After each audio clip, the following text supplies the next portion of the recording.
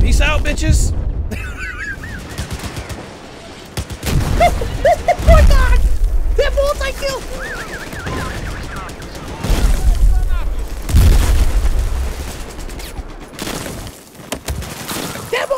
That multi, same fucking guy! I've seen this guy so many times.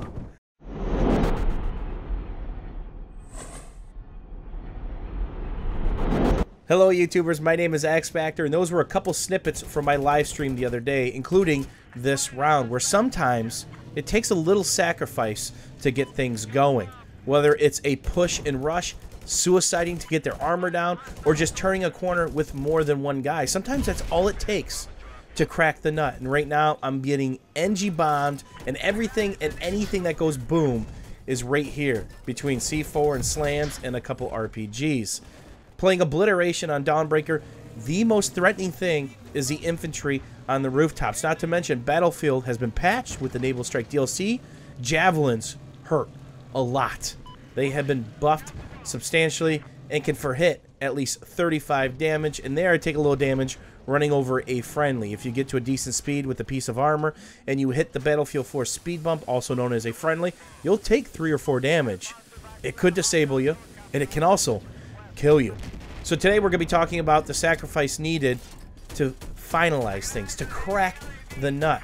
So I'm running my LAV with the LMG and of course the anti-armor shells for the primary. I don't typically run an LAV with Zunis because the infantry are the biggest threat. I can always bait an LAV into chasing me, bait the AA or a tank into chasing me, because the infantry usually have engineer or C4, something to take them out or to really help.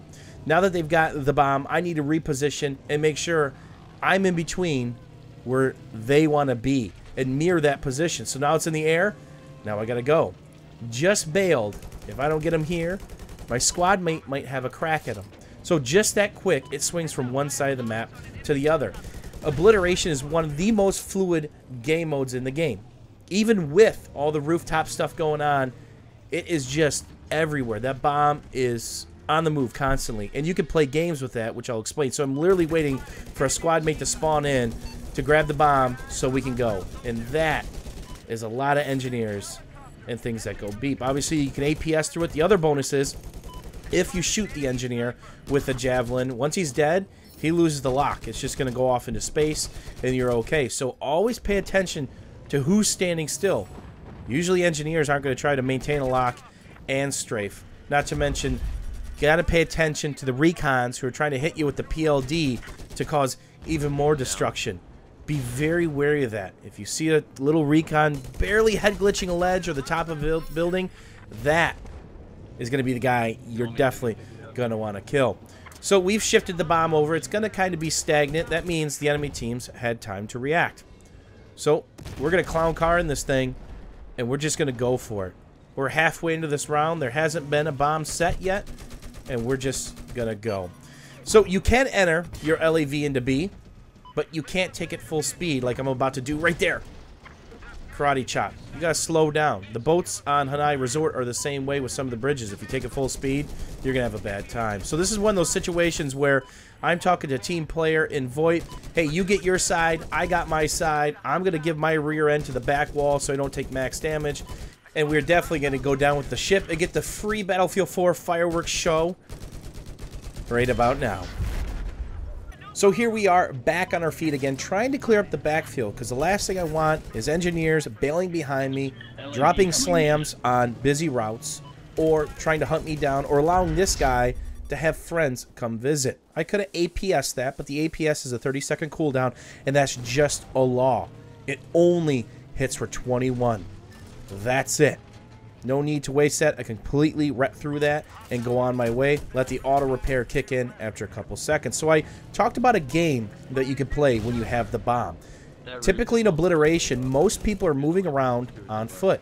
Very slow, very sluggish. There aren't a lot of vehicles. The air vehicles are very fast, but there's a lot of anti-air solutions. So what can you do? You can get the bomb and you could sit on one side of the map. You bait and coax all the enemy players to come attack you. Well, guess what? You're in a vehicle. You then quickly shift to the opposite side of the map, and they're stuck back there. They're going to finish their fights. They're going to engage the enemy team, which is your team, and then you're going to have a free shot. So this push is going to be a little bit more ballsy, working with a couple of the guys in VoIP. We've only got 2 of us in the LAV, down to 21 health. My APS is about to be up, and I'm trying to push C, trying to get him as close as possible, down to 14 health. So, try to steal a quick repair, but again, I don't have an anti-vehicle solution. I have to be very careful, relying on my mini-map, my teammates, and trying to keep as much heat as possible off him with the AA chasing me. Not a good solution. Try to take out as many threats as possible. Try to keep this area hot. Try to stay up as a spawn point for my squad mates if they do die. Try to put eyes on the bomb. Kill as many guys as possible, but not enough. So at this point, I see there's a couple guys down. I'm simply going to try to stay alive. Back up to half health. Auto regen's happening because I didn't take damage. That lock that happened, the wall ate it. Anytime you hear a lock and you're in a close quarter situation like that, just back up or pull forward. It's probably coming from inside. It's probably not above you. Pop APS, and this guy does me a big favor. He lets me get behind his chariot. And if I had some sort of anti-vehicle solution, that guy would be dead. And I get real lucky here. That's a slam. That's going to go off in 7 seconds. But just to be safe, blow it up anyway. And we've got the bomb set again. We made the sacrifice to push hard enough, stay alive, that turned the table right there. And that's the essence of this entire video. The action of one man, or a few men and women, can change the tide of an entire round. No matter if it's Rush, Conquest, Obliteration, or anything else you like to play. Maybe you're the first guy around the door. Or maybe you watch somebody go around a doorway and then follow suit. Sometimes it just takes a couple people to put it in gear to really get things done. In this push, we clown carted in. We had a ton of people in the LAV, and I'm trying to block the damage. Not the best position here, but I'm trying to protect the bomb from this whole side so he can get a set. That way they only have to worry about the back and the other side. Hopefully you guys enjoyed this round of Obliteration for Battlefield 4, and next time you see somebody go to turn a corner, go for that MCOM, or go for a flank, follow them. Usually magical things happen that rewards you and the team. As always, YouTubers, thanks for watching. Thanks for hanging out.